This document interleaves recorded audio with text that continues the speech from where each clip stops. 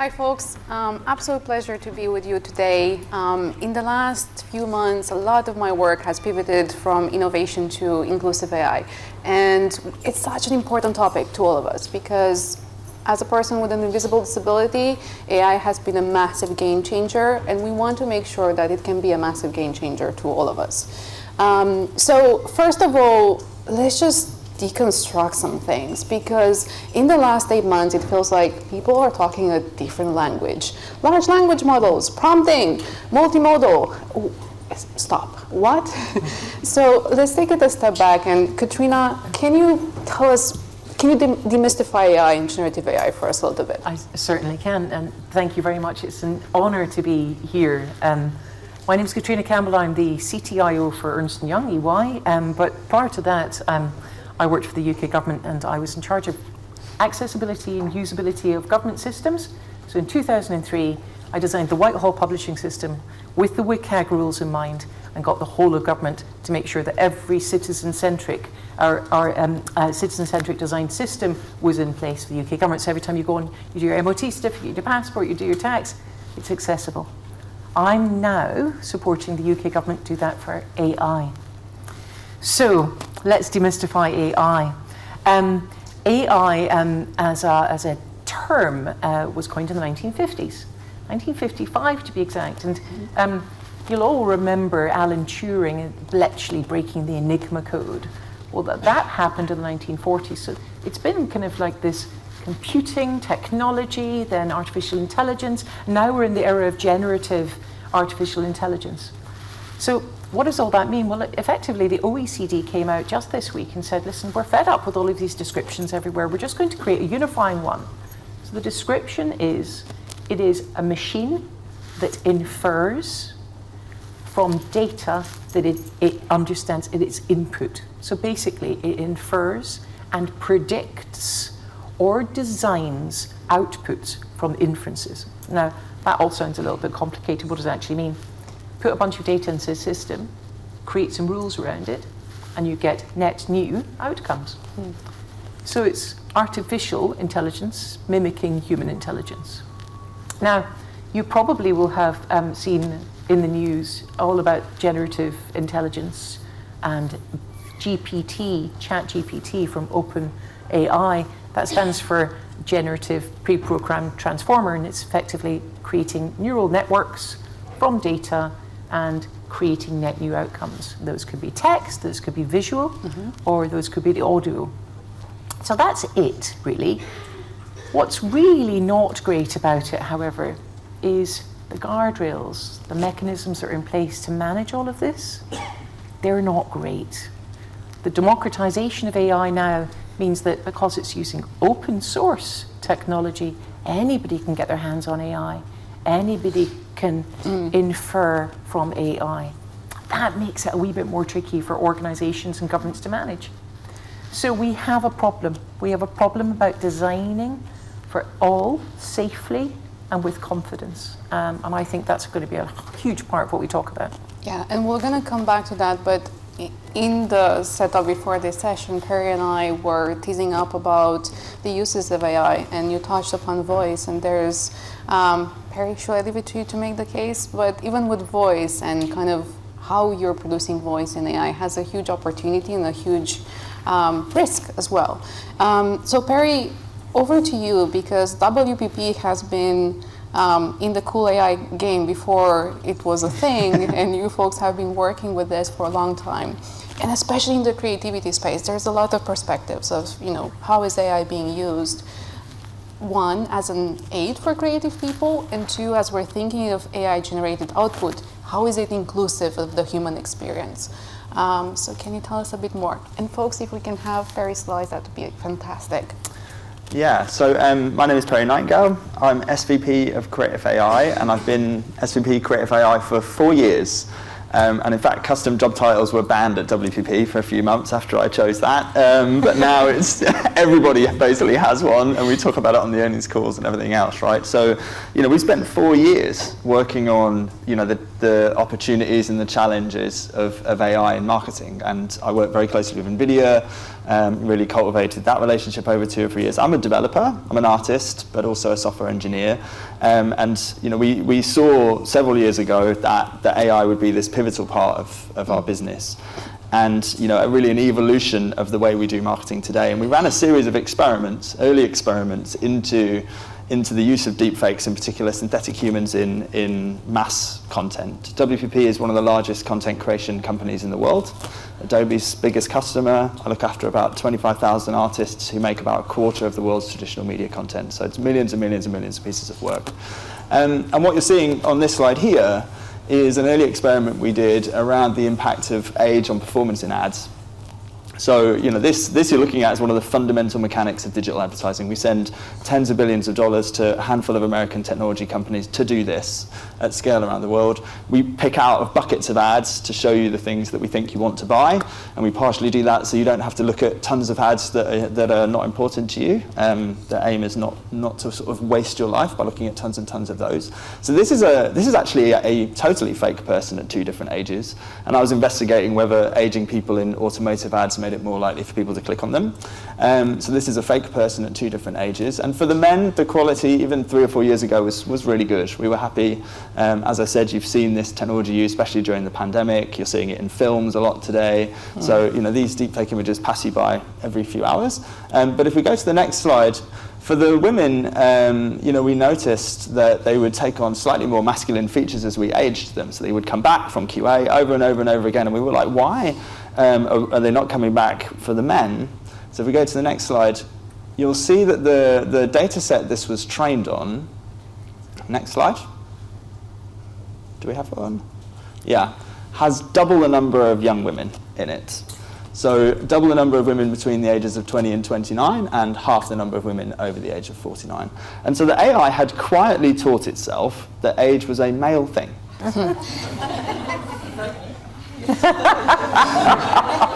Because it had never seen anything different. And to put a sting in that, this isn't my own database. This is the de facto database for AI facial research in the world. FFHQ is NVIDIA's own database. For 2 years, this was the fundamental data set for AI training in the world. And we went back to NVIDIA and did a lot of work in improving this and everything else. But I mean, it shows that had we turned that on, it would have made probably significant money for our clients, but it would have quietly erased older women from the media. So we took a decision to do more research. We funded a study that Oxford did on 1,000 people into how people feel about deepfakes. And the really interesting about this topic is that actually people are relatively indifferent about deepfakes. In fact, we discovered that they trusted deepfakes more in advertising than the real people. And many people from underrepresented backgrounds, and this is around the ableism topic, felt they preferred to see this technology used, right? And we took the decision to put that information to our clients, but recommend that they use it with extreme caution, really. We've seen AI used for diversity by Levi's, and there was a big backlash against that. And I just fundamentally would rather see people with disabilities hired to make and appear in advertising than for us to use technology to create them. That's my own personal point of view. I think the voice thing is very interesting. We talk about tools and weapons at Microsoft a lot. A fantastic book by Brad Smith, Tools and Weapons. Voice cloning is a really interesting one. We were early testers of that technology for Microsoft. And at the very beginning, you have to say, that you understand that your voice is being cloned and that it could be used in the future without your permission, and actually the technology won't work unless you read that topic out. You have to say it. But voice cloning is a very interesting example of a technology that can be fantastically useful in many situations. I mean, I don't know if you've ever done any kind of interviews to camera, but you always wish you'd said something afterwards, or a plane flies over when you say the best bit or something like that. And I'm also, when you asked before, I'm terrified of public speaking. I'm absolutely terrified of it. And if I could just press a button and virtual Perry to just be here and do that, that would be amazing. So, but similarly, you're broke, you need to pay your rent, it's a Thursday, someone says to you, come and read these lines out on this piece of paper. And, it's fine for the celebrities who want to deepfake themselves in ads and carry on doing their concerts and their Formula One races. It's not so cool for struggling young people. And can I add something to that? Because we're having this coffee debate over it, and it goes back to a point Catriona made about guardrails. And with synthetic voice, especially in the disability space, there is an actual need for people who have ALS or similar conditions where they are losing their voice. It's a true enabler of holding on to that personality, that part of their identity. So being able to conserve and produce a synthetic voice for them is a game changer. The same technology in the wrong hands can lead to a lot of scams, and we have seen news reports of certain bad actors who are using it in order to, trick family members or extort money. And it goes back to the responsibility of when you have this technology, who is using it, and what guardrails do you put in place? Is it mass accessible? It shouldn't be. What are the use cases, and what are the type of people who can use it, and for what means? And I think that is very important. I mean, I think as well, for a number of years, this is why Catriona's work is so important, companies like WPP and technology companies are regulating themselves, yes. right? They're doing their own experiments into how these things should work and how they should be used, because we presented to the government this work 3 or 4 years ago, and it takes time for regulation to really catch up with the technology. And so, you're left kind of making these quite complicated decisions. In Oxford, I lecture there every year, and their philosophy and ethics department used to be the most underpaid people when they left, right? You were lucky, most of them just stayed there.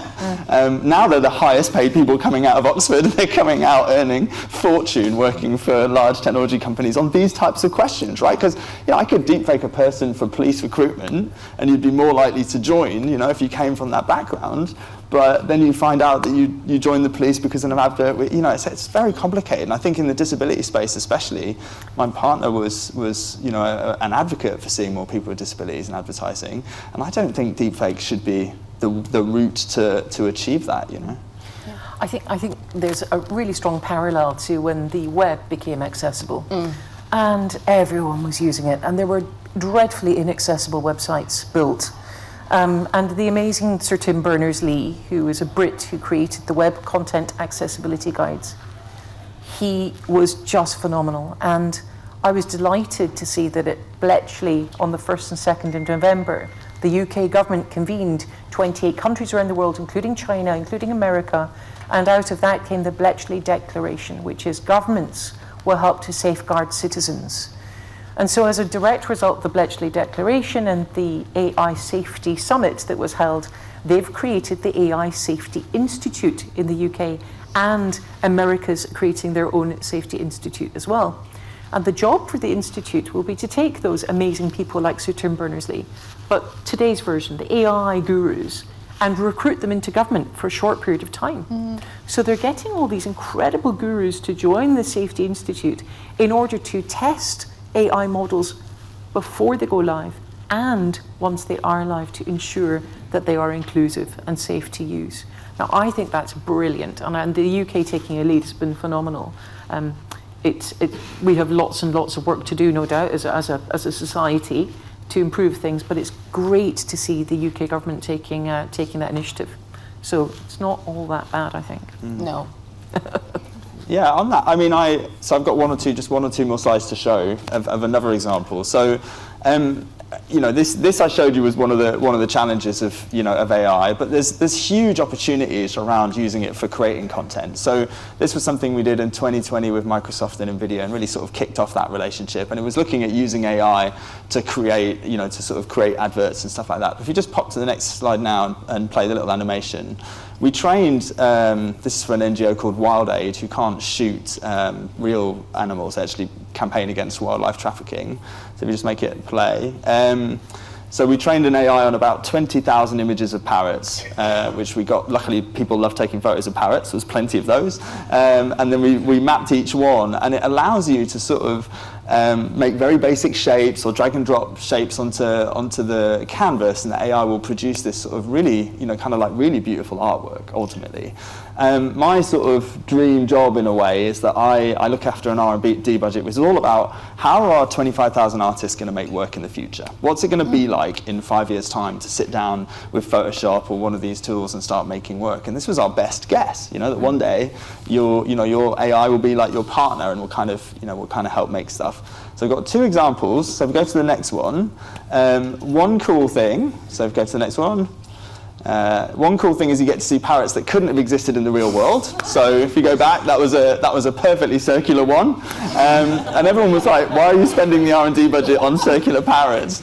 And NVIDIA absolutely loved this. I mean, Microsoft has a big version of it in their lobby in Redmond, but NVIDIA loved the circular parrot. They thought it was like the best piece of data visualization ever, and they sort of really kind of opened the door to their. I'm one of the few people who've been in their full labs under their headquarters and stuff, because they loved this. It was more than worth it. We go to the final one. This to me is where disability and AI can really kind of come together in an exciting way, because of those 25,000 artists, I happen to know we have less than 10 with the talent to paint something like that.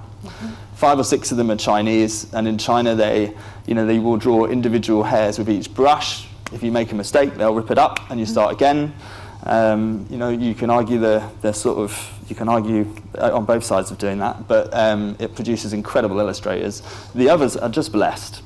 Like truly blessed people who will sit and draw something like that. Everybody else, this tool gives them the ability to paint like Renoir or anyone else, right? And I think we've done a lot of work with Microsoft with artists in the disability community, and this is an incredibly empowering technology, and it will be a golden age, especially for voice interface, that 10 years ago we'll wonder how we lived without. And I personally, I would love to see it used for this, as well as applying for jobs and doing emails and sorting your calendar out, right? This is as important as those things. It's soul.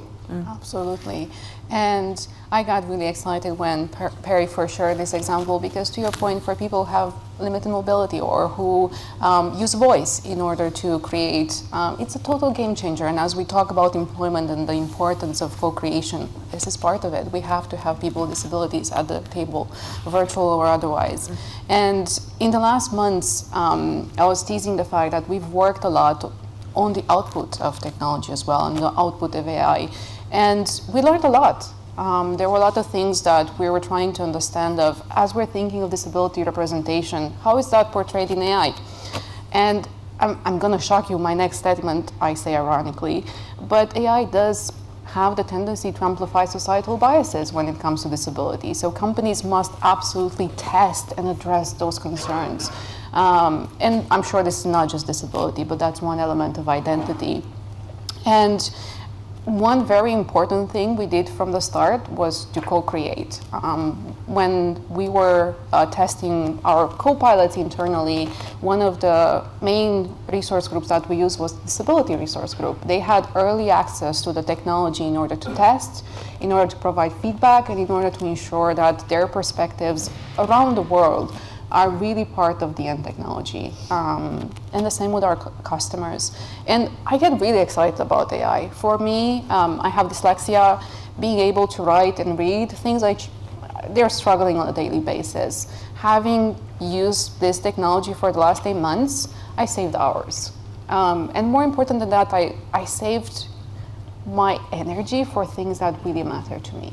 And Catriona, we talked about the opportunity, and the government has a big play in the opportunity ahead. So can you share more about how that space is evolving, especially as we're seeing legislation come up, for example, in the US, where the Biden administration just released a very important order in terms of AI. How is that space evolving, and what is the opportunity for all companies? Yeah, so there have been 3 really large initiatives in the last few months. The Biden executive order, which was just 3 weeks ago, and that's literally him saying to the US and to the big tech companies, we want to help understand what goes into these models, so explainability, and we also want to help regulate. It won't become law necessarily, but we want to help create guidelines for organizations. The second thing is the EU AI Act, which comes into force in June 2024, and that is it talks about risks of systems and the ability to audit organizations who deploy AI. Boards who represent organizations in the EU, or any company who works with companies in the EU, is going to have to prove through almost like an audit process, an investigative process, that they are applying these risk principles. Or they get fined up to 40 million euros, or 7% of global turnover. So boards are now going, wow, okay, we better understand the risk, the inherent risk to our systems, which is brilliant. And then obviously the UK's pro-innovation approach and the setting up the Safety Institute. I think that's all great because government does have a really, really big part to play. But I also think organisations have their own role as well. So if I look at Microsoft, for instance, you've already outlined your confidence in AI, your trustworthy AI principles. More organisations are going to have to do that. And people are talking about putting ethicists on boards. Because if this does have this disruptive factor over the next 5 to 10 years and disrupts our work and how we do work in society, we will need to make the most of that from an ethical perspective. So if you appoint a chief ethicist to the board, their role will be to understand how to deploy this in a risk-free environment and one where it is observant of the company's ideals, I guess. So we have a chief ethicist at my business. Our board takes responsibility. In fact, our chairman takes responsibility for everything we do with it. I'll give you an example of another big company, AstraZeneca. They have their CTIO, their global CTIO is responsible for AI. So that's the AI building the new pharmaceutical products, the AI that's driving the business, and the AI that's producing reports for shareholders, managing their financial systems, etc. So it is really important that organisations as well as government step up to the plate and understand how to manage and regulate this. But it's not all doom and gloom. So Microsoft has developed a piece of software called Microsoft Copilot. I'm just going to it's not an ad break for you. I just think this is really, really important. I mean, so many of us in their hands up who uses a Microsoft product. Guessing I'm Teams, Word, Excel, PowerPoint. Okay, so it's a really strong force, okay? And if you have that, invariably you could potentially have your systems in the cloud, delivered to you in the cloud. What they can do is they can switch on a brand new product for you, and it's called Copilot. Copilot for Excel, Copilot for PowerPoint, Copilot for Word. What that effectively does is it runs a little AI in the bottom of your screen, and it helps you. So if I'm going to do a report on, let's say it's about my carbon emissions in my company, then I'll go on there and I'll say, find me the 3 previous reports in my SharePoint. Find me the most recent data that's out there that's external data, bring it in. Get my competition's sustainability or carbon reports and summarise all of that for me into a beautiful deck. And by the way, could you also build me some brand new imagery that I don't have to pay royalty fees for, that indicate what I'm talking about in my report, and also can someone suggest who should review it for me? All of that, and that would take the system minutes. That would have taken me days and days, and probably a team. So Copilot, as long as you have the right data infrastructure, as long as you know what you're looking for and how to manage your IT systems internally, wow, it's a game changer. It's brilliant. It also obviously will help those with different needs. So you mentioned dyslexia earlier on, so let's talk about that for a minute. I think this is a real game changer, being able to summarize content, being able to so I'm not terribly good with numbers, I'm much, much better linguistically. It will absolutely help me with Excel. Gosh, I mean, phenomenal help. So if you think about AI as a co-pilot for your life and your work, I think that's where we're going to get to. Recently, OpenAI launched their agents at their dev conference last week, a GPT. So it's the ability for you to design multimodal AI, so lots of AI that can talk to each other, and that can do lots of things for you in your home. So it can talk to your Sonos system, it can talk to your Amazon with your password, it can talk to, and it could manage your life. So personal assistant is the way this stuff appears to be going in the next year or so. Would you agree?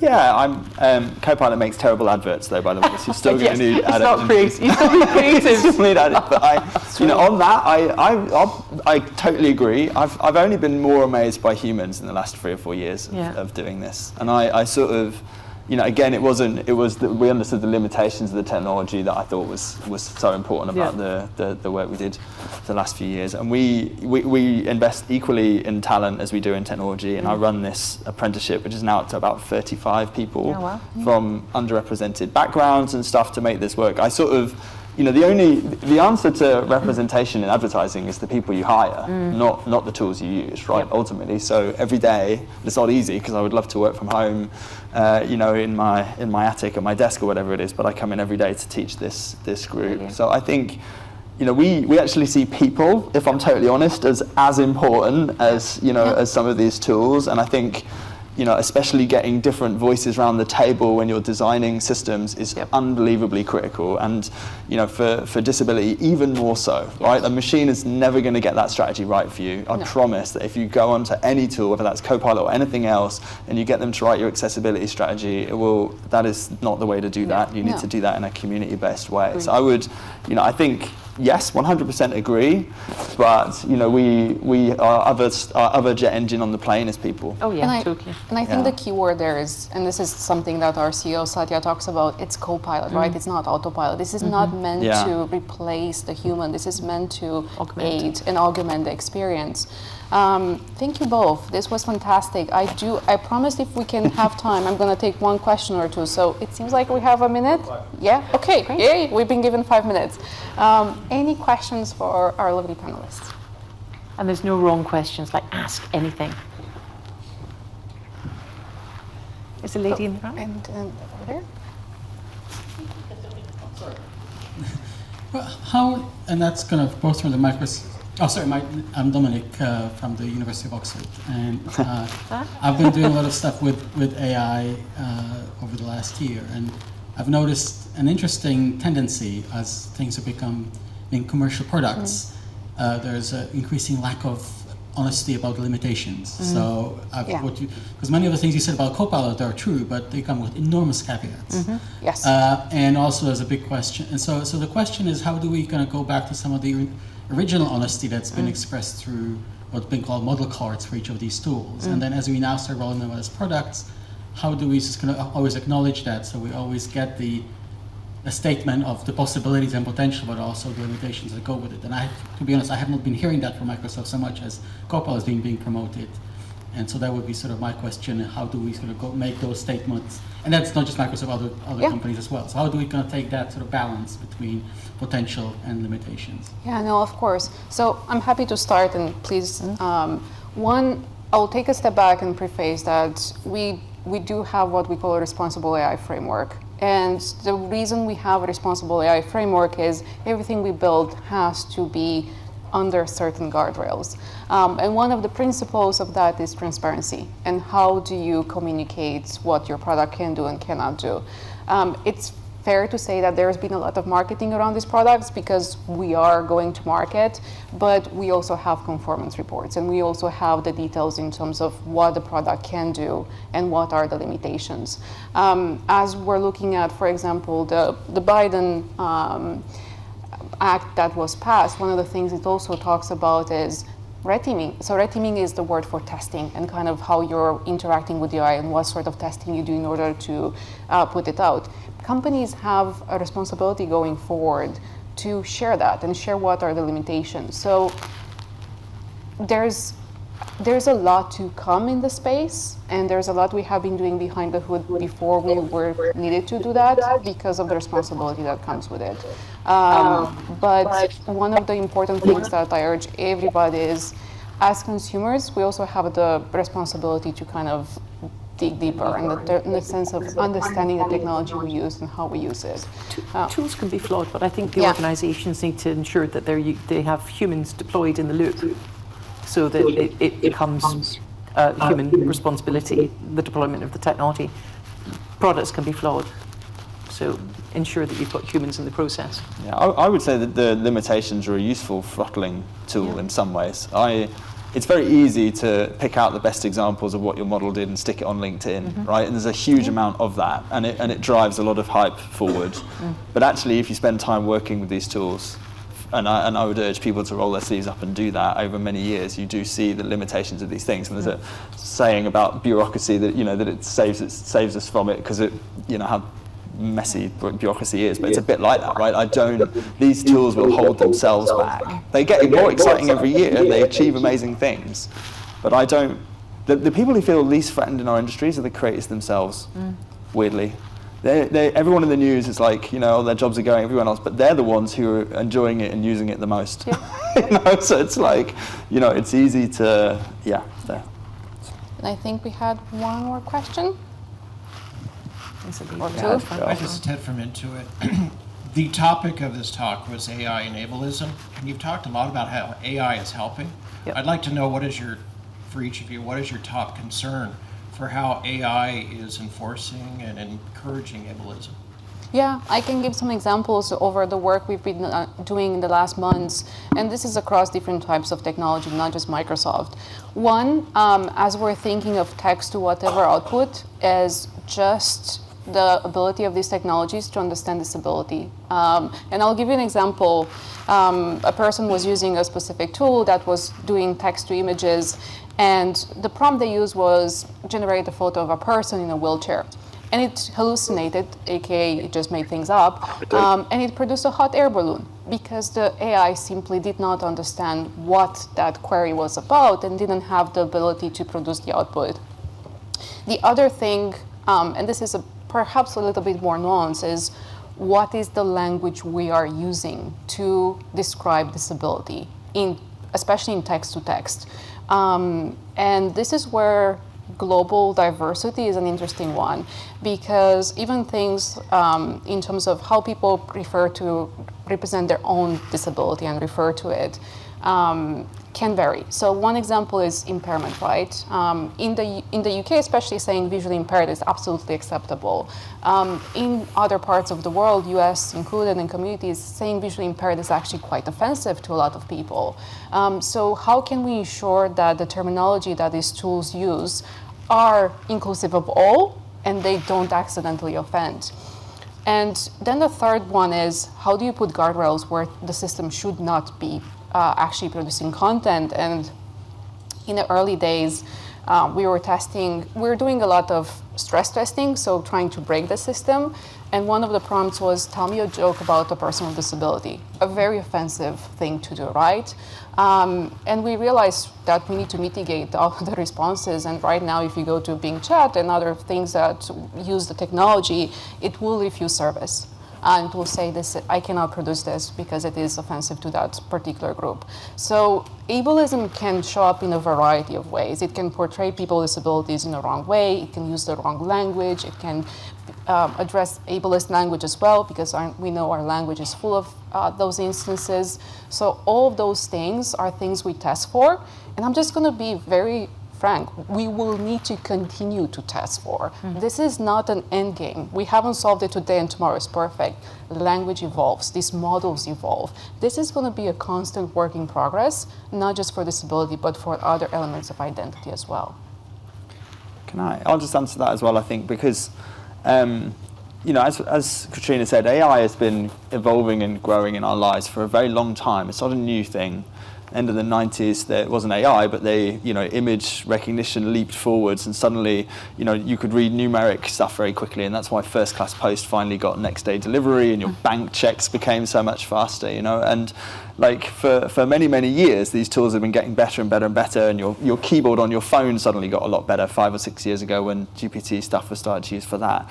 But AI is fundamentally a predictive tool, right? And those, whether it's reading numerals on your bank checks, or whether it's for people who still remember those, and or if it's predicting what word you're going to type next on the keyboard, it's predictive, right? And our industry is fundamentally based on cutting through noise and getting attention. So one of our big campaigns this year was we attached Fitbits to chickens in Australia for a free-range egg company and printed the steps on the eggs that the chickens had done. And those eggs were so popular, they sold out instantly. And then that became this really huge news story. And everybody wanted eggs that had step counters on them, right? And like that, where do those ideas come from? Because they don't come from AI, right? We reward advertising for being different. AI penalizes you for being different. And I think one of the biggest dangers in the disability community, not just now in this moment, but over the last 10 or 20 years ago, is that AI algorithms penalize you for being different. So if you single-handedly save a family from a bear on holiday and you put that in your CV, an AI recruiter will have never seen that and will never have correlated it to anything successful and will mark you down. Whereas if you started a fashion blog at 15, it's seen that and it's correlated it to success. So I think the real, one of the big things to watch out for, is that AI loves things that are the same. Yep. And creativity and, is all about being different. So I think that's something to bear in mind. And on that note, I'm guessing we're over time. So I'm sticking around and happy to take questions afterward, folks. Thank you so much for two panelists. And just figure out. Thank you. That was wonderful, brilliant. Thank you. Thank you so much. Thank you, Perry. Thank you.